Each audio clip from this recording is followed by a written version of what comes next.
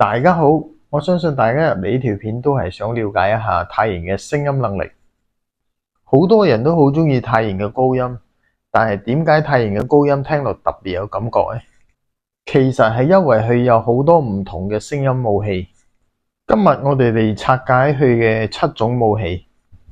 今日呢條片我先解釋佢3種最核心嘅武器，剩低4種武器我會響下一條片繼續講。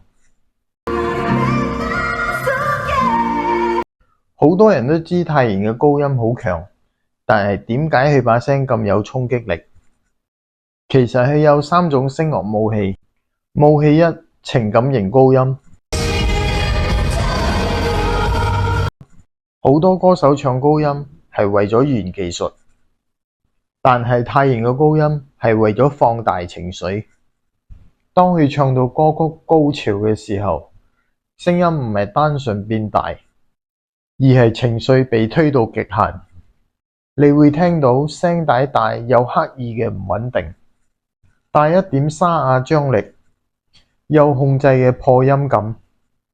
呢種高音聽落唔會特別完美，但係佢非常真實，因為佢唔係展示緊技術，而係喺度釋放情緒。好多人聽佢嘅高音會特別起雞皮，呢個就係情感型高音。武器2：高音 punch。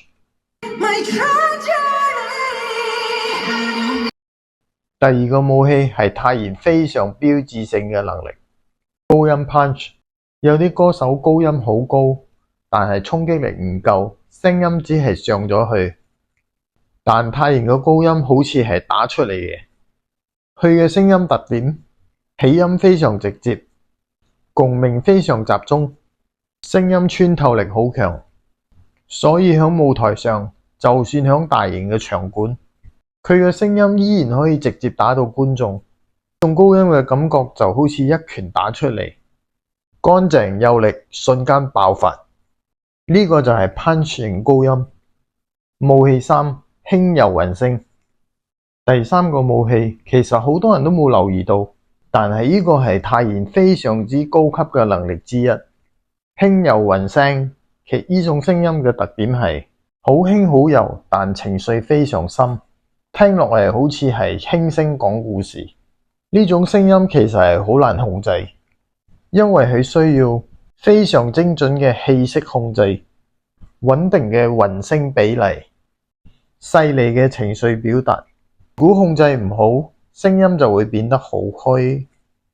但泰妍可以做到輕，但係唔空，柔，但係有靈魂。所以好多抒情歌當佢用呢種聲音演唱時，聽嘅人好容易被帶入情緒。呢個就係佢嘅輕柔渾聲能力。呢個只係泰妍聲樂武器7個武器裏邊嘅3個。響下一條影片，我會繼續解釋埋剩翻落嚟嗰4個更隱藏嘅能力。其中一個技巧，甚至係好多主唱都覺得好難完全複製嘅。好啦，今日條片就講到嚟呢度啦，多謝收睇。